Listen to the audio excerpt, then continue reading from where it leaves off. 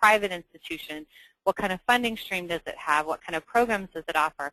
Because there are so many elements that could be in play, I find it helpful to get as much information as I can and try to hone in on the place in which that information seems to really be getting at the topic that I'm looking for, which for us was often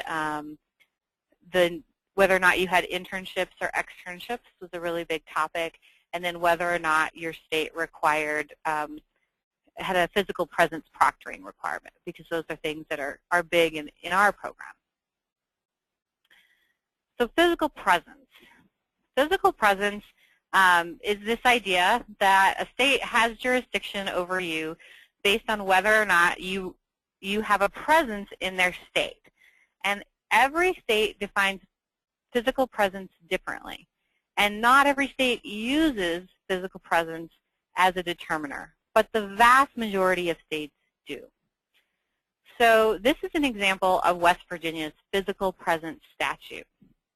So it says, you know, physical presence means that you do anything in West Virginia in which persons or persons for the purposes of administrating, coordinating, teaching, training, tutoring, counseling, advising, recruiting, or any other activity on behalf of the organization. So that a person who is employed by your university would engage in any of those activities, then that would be considered physical presence.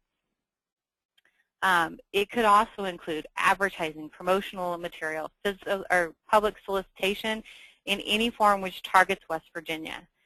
So you need to know, how does West Virginia define targeting? Most